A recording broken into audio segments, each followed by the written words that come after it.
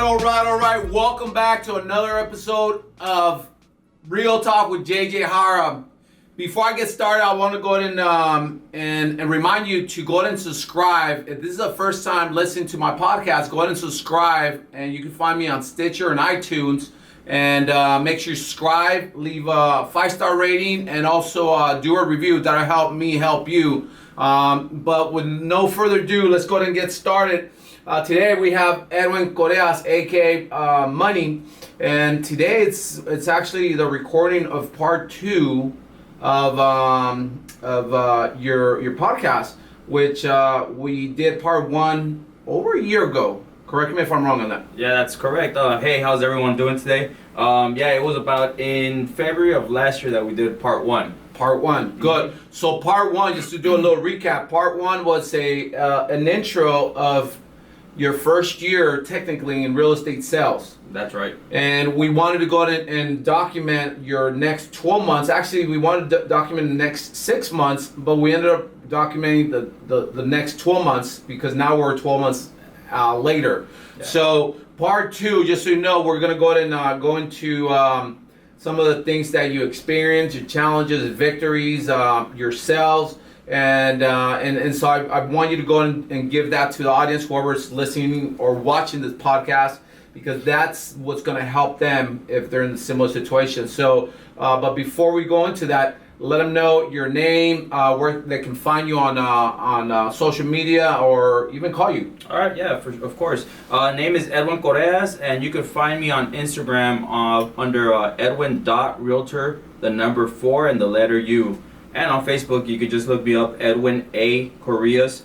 And if you need to contact me, phone number is 562-376-0296. Okay, so but before we go even further, just relax. Okay. Because you seem a little tense. Relax and just chill, okay? It's going to be okay. You're not going to die. Are you nervous? Not at all. Just a little hype. Okay. So, all right. So you're real estate sales. Yes. What areas do you service, just in case they want to hit you up? Most of Southern California, which would be Los Angeles, Orange County, San Diego, Inland Empire. Okay, awesome. So let's go ahead and dive into part 2, Edwin. So part 1, we talked about what you were going to do to make sure you had your best year ever, and the activities, the mindset, the schedule, all that. But now it's 12 months later. You already had your first year in real estate full time. So let everybody know how your first 12 months in real estate, how that turned out for you. How many sales, any challenges? Just go for it. Yeah, I had a total of 15 sales, and challenges, too many, a lot, and still continuing. I think that's part of the process, going through the challenges. I would say, one of the biggest challenges that I faced last year was pretty much, starting from scratch, new industry, not really knowing anything, and not knowing what to expect, Yeah. I think that was probably the hardest thing that I experienced, because, you get slapped with things here and there, and you don't know how to overcome them or what to expect from them or how to even react to them. So that was one of the biggest challenges that I had last year. Okay, so Edwin, there's always challenges in life, and especially in what we do. What was that one of the biggest challenges last year that you feel that you had to encounter and that you were able to surpass? You know what? This is a momentum-based business, right? And They say it comes in 90-day cycles. So coming from a 9-to-5 type of job industry where you're gonna get paid every 2 weeks. You know that if you're out sick, you're still gonna get paid. All that, right? You have some type of security net. Being in this industry, you don't have none of that. Yeah. And coming in here with nothing and not being able to generate right away was kind of a big challenge for me. I do have a family and I do have kids. And it was a difficult situation to put my family and myself in, a risky one, I would say, as well.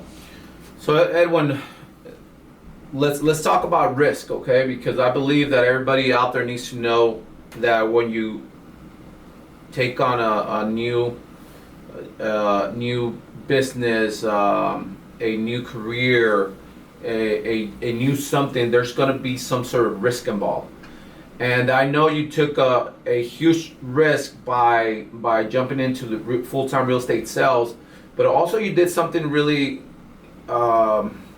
really brave and amazing last year, which you encouraged your wife to stop working, which, if I'm not mistaken, the whole time ever since you guys been married, she's also had been contributing to the household and income-wise.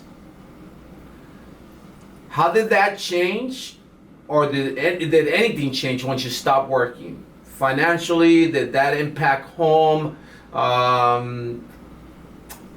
And I know you get a big smile on your face, but I feel like they need to know, and that's why this whole thing is called Real Talk, because a lot of people don't talk about shit like this, and I think it's really important for us to kind of let people know, look, this is real. There's a lot of risk, and this is what happened. So tell us about that. Yeah, I mean, me and my wife both worked, and having a second source of income, of course, is nice, you know. In case you're not bringing in something, you know, you have that security net once again. However, one of my main goals for last year was to make sure that my wife stopped working. And thank God we were able to accomplish that. Now she's a full-time mom, takes care of my kids, which I love, my kids love, and that's why that brought a smile to my face, because I know that was one of the goals last year. And thinking back, I mean, we hit that goal, and I see my kids happier than ever, you know.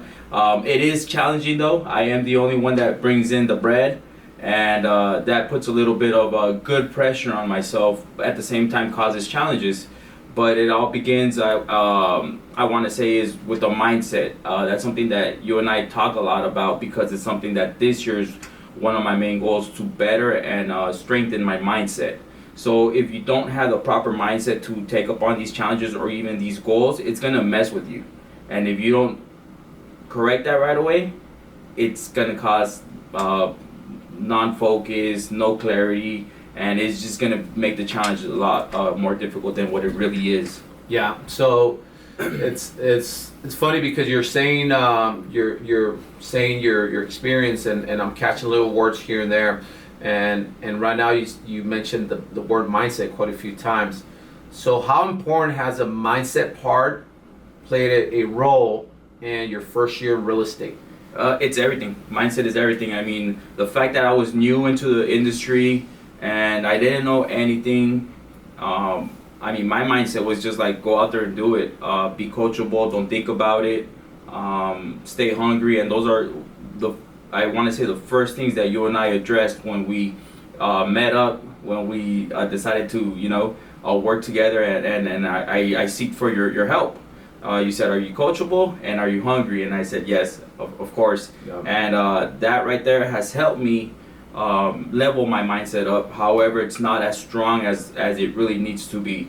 Okay, but did you feel it's getting stronger? Oh, of course, yeah. How much stronger from 12 months ago? Oh man, 10x is probably small. Okay. Yeah, and I can honestly say that it's gotten stronger in the last 12 months, because there's certain things that have happened that I believe that if you wouldn't have been that strong in your mindset, or continuously work on your mindset every single day, that would have taken you out. That would have taken you out. Yeah. Would you agree? Yeah, of course. And I mean, I want to keep it real talk and raw, like you say. And at some point, it did take me out. At some point, it did cause me to question myself and be like, is this really for you? Yeah. Do you really want to do this, you know? Yeah. However, being around the right people, seeking the right advice, and just, once again, staying coachable and pushing through made me have the year that I had last year. So, money, the mindset is a huge part. We talked about that. We agreed on that. I'm sure people listening or watching the video will agree on that too. But you also mentioned that it took you out. Yeah. And so tell them about that one time that you and had that conversation in the parking lot. You remember? we're coming back from somewhere, and before we went back into the office, we're out in the parking lot, and I had to virtually slap you a few times because you mentioned the fact that you're second down yourself and considering doing something else or getting a part-time job or some shit like that. Yeah. So and that happened last year. Yeah. And in the course of 12 months, that helped you close 15 deals, which, by the way, in our industry, people that have been doing real estate sales for 3, 5, up to 10 years can't do 15 deals a year. You did it in your first 12 months. Yet that was challenging and that was hard. And like you said, it took you out. Talk about that one time, and also talk about that time that you were gone for about a week and a half, 2 weeks, because you passed out and you almost cracked your head, and later we found out because it's kind of stress. It was due to stress. Yeah. Talk about that because they need to know that. Yeah. So once again, it's a momentum built business, right? And I think I had just closed maybe 1 or 2 deals, and my first 1 or 2 deals, and it was very exciting, you know. So yeah. I was like, all right, cool, you know. I didn't know what to expect, how to go about it. I lost momentum. Yeah. I lost momentum, and in order to create that, I had to like put the pedal to the metal, and that's what kind of caused the stress. You know, the fact that I didn't have anything in the pipe. I needed to pay bills. The closings I had were great, but however, they weren't enough, and I had to start from scratch again. You know. So that right there kind of threw me off. The fact that I had to go through that whole process again, keep on pushing, and just the challenges, like we said, so many challenges arise when you're working with different individuals, when you're working on different deals. And once again, being new in the business, I didn't know how to react or what to expect from all these transactions. So it did bring some type of level of stress, which caused my health to kind of deteriorate a little bit, and it put me out for about a week and a half. It put me out, and that right there was like a huge game changer for myself, you know. I believe you and I had to talk about emotions versus logic, and that was the adjustment I needed to create in my business that helped me push through that and fight through the rest of the year. Yeah, I don't want to leave you off the hook that easy. So let them know, like, spend a minute or 2 minutes on what caused for you to pass out, hit your freaking the back of your head on your bathroom. I think it was inside your bathroom or your bedroom. I can't remember where it was, and how that freaked you out. Cause shit, it freaked you out. It freaked me out when I heard about it, and I was like, oh shit. So what happened? Well, I mean, I want to say it was kind of careless on my behalf. You know, we get so caught up with the emotions that we just go, and don't really realize what we're doing or how we're treating our body. So I think at that point we're just working. I was working, I want to say, a good 6, even 7 days a week. Long days, about anywhere from 12 to 16-hour days. I mean, waking up at 5 in the morning, going to sleep like 11, 12, midnight, whatever the case. Whatever needed to be done in order for me to hit my 15 deals, I was doing it. Yeah. With not caring about the consequences, you know, not caring about my nutrition. I think I would probably eat maybe once a day, if that. Not drinking enough water, you know, not drinking vitamins, whatever the case is, to keep yourself healthy. Well, I'm listening to you and I'm thinking, sucker, you gained like 20 pounds that year. So that was towards the end when we started getting some more clothes. How's that even possible? Like eating once I wasn't eating, and that's a big thing right there. I mean, when you eat one meal a day, you're literally gonna hold on to that, bro. Like your metabolism is not really going anywhere. Yeah. So yeah, I did gain a lot of weight though. Thanks for bringing that out. And it goes back to eating the quick snacks, the quick fast foods. You know, not really preparing how you should be preparing for your business and yourself and your health. You know. Yeah. And that, I believe, was a big reason of why I experienced what I experienced. Got it. So tell us 15 deals, which, by the way, it's amazing. 15 deals in 12 months, first year technically in real estate. What helped you accomplish those 15 deals? What helped you accomplish your goal in the 12 months? Because we know it was hard. Shit, you went through medical issues. You went through mental, spiritual issues. I mean, there's you were turned inside out. Yeah, I was. In the last 12 months. What do you think helped you get through last year and just finish with those 15 deals? I want to say, being coachable and just being a doer. I remember that you would just be like, hey, you need to do this, you need to do that, and I wouldn't question it. I would just go out there and do it, not really think about it. I think what kills us is when we overthink things, we start analyzing them, and that's what kind of just throws you from really going out there and taking action behind what the decision really is. Absolutely. So, just taking action and not really thinking about it is what helped me out. Okay, cool. So before we continue, I usually ask the guests to give 5 different tips or some sort of advice for whoever's watching or listening to the podcast, because that's what it's about. It's about helping people and help them grow in their business.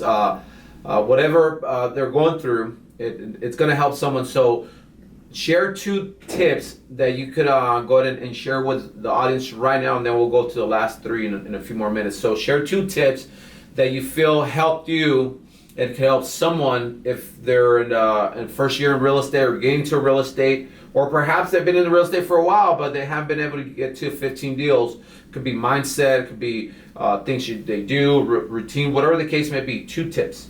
I want to say the first one, and I want to say that I think it's probably the most important one for me, was being new in the business and not knowing what to expect, is reaching out and getting a mentor. Yeah. Getting a coach or a mentor was what helped me out, because you gave me pretty much a game plan and helped me stick to the game plan. And that's, I think, a big piece in my success, being able to have that accountability piece. So that would be probably number 1, get a coach.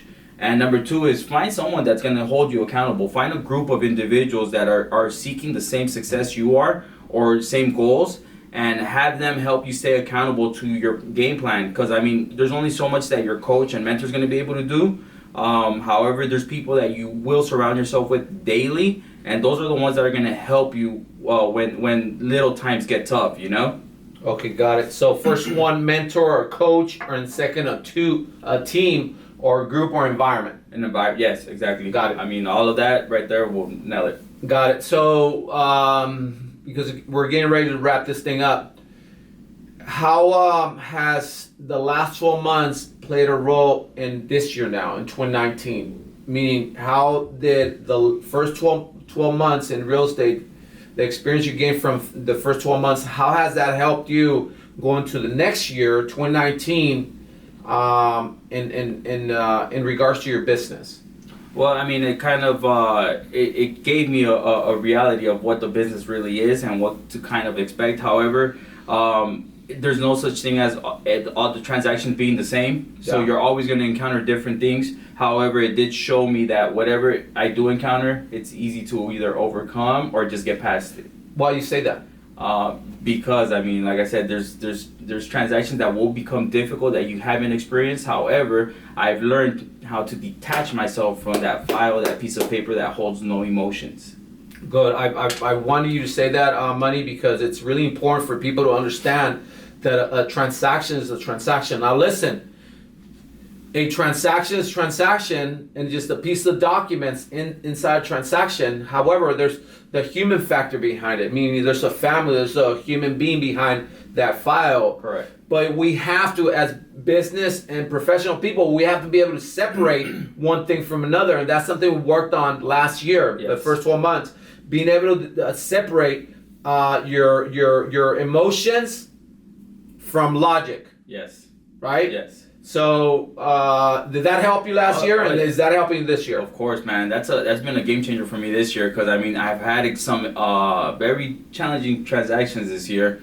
However, I just look for the best interest of my client and what's going to be logical to them, not to myself or what I'm feeling at the moment. Because I could want or feel something for them, better, worse, whatever the case is, or maybe that's not the right deal, but it's their decision. It's They know what's going to be best for them. I can't dictate that.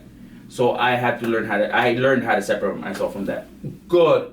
Money, do you feel that if real estate agents or salespeople could get their emotions out or detach their emotions out of the file, the transaction, do you feel that they could do more and be more profitable and more successful if they learn how to detach their emotions from the transaction? Oh yeah, of course, big time, man.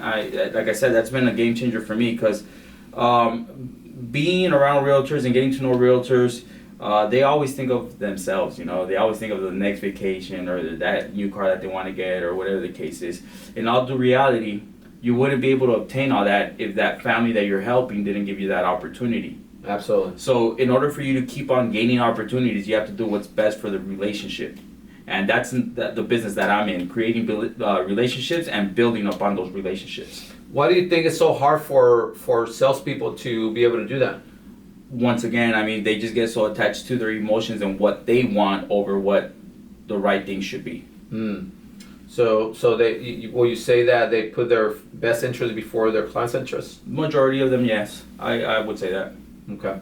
By you doing just that little thing, detach yourself and your emotions from a transaction, do you think that's going to help you in the near future and the immediate future? Do you think that's going to help you, or that's going to have an effect in your business? It's already helping me, JJ. I want to say that most of my business this year has been coming from referral business, and that's because I detached myself from all the transactions and did what was best for my clients, what was going to be more suitable for them and their family. Yeah. And they see that, they saw it, they now are enjoying the benefits of it, and now they're referring me a lot of new leads, new clients, new prospects. I like that. Edwin, so we're going to wrap it up. 3 more tips that you can share to that real estate agent that's out there, a brand new real estate agent, or perhaps even a seasoned agent that maybe they knew that and they forgot about it, and now since you said it and they listened to it or they saw it on video, they're going to go in and apply again. What's those last 3 tips? So last 3 tips. Tip number 1 is your Sunday's your Monday. Begin your week on your Sundays. Prep your week on Sundays, not Mondays. Because if you're prepping on Monday, you're already behind. Individuals like myself and the Platinum Legacy Group are already 1 day ahead of you because we prep on Sundays. So I want to say that's a pretty big thing. That's also been a game changer for me. Waking up early, being up by 5, getting the body moving, being at the gym, blood flowing, that gives me the energy to start my day great. When I don't go to the gym, I feel like I'm just dragging all over the place. Like I think my energy's even off. I'm an expressive individual, so I think I always carry that high energy. Yeah. So when I don't do my morning routine, you can tell that I become an amiable or something. You know? I get it. And the number 3 and the most important one of all I want to say would be your mindset. Yeah. Develop and feed your mindset every single day. Nourish it, protect it, and just build it. That's going to be also another game changer in your business, in yourself, in general. So I got 5 tips from you. Tip number 1, look for a mentor or a coach. Tip number 2, surround yourself with the right team, group, or the right environment For accountability. Accountability purposes. And tip number 3, your Monday starts on Sundays. Yep. Get a head start by starting a day before. Correct. So you're always a day ahead. Yes. That's a really good one. And tip number 4, waking up early. Yeah. Getting your morning routine, beating everyone again. Yeah. I see how you're beating a lot of people by doing things different. And number 5, the mindset, which I believe that's the best one out of 5. Because without the right proper mindset, you ain't got shit. Yeah. If you wake up early, you could do all the above. But if you're screwed up here, then you ain't getting nowhere. Correct. I mean, the last one will make an impact on the rest. Absolutely. If you do it right. Yeah, there's a quote that I had years ago, and I had it on inside my home office, and it says something about attitude. Mm-hmm. And it was a lengthy quote, but it said that the right attitude can make a church, a home, a group, an environment, a company, but also the wrong attitude can break all the above. Yeah, Can make or break. And it goes back to mindset. Yeah. Sure, because if you have the right mindset, then you can build, then you can create, and you can help, and then you're abundant and everything else. all the good stuff. Muddy, is there anything else that you want to share with the audience before we end the podcast? You know what? Just like know your goals, focus, and just work at them every single day, no matter what. Things are gonna be tough. However, push through. Just believe in yourself and have faith. Faith it moves mountains, man. So Faith. yeah, faith is big. That's something that I also came and built last year, and that has been a game changer as well. Awesome. The faith. So, guys, thanks for listening to another episode with Real Talk with JJ Hara. Edwin Correas here. You know where to follow him. And Follow me, people. follow this guy here out of the Corona area here in Riverside County. And if you want to learn more, just go ahead and make sure to subscribe and listen up to or wait for the next episode of Real Talk with JJ Hara. Till next one. Talk to you later. Bye.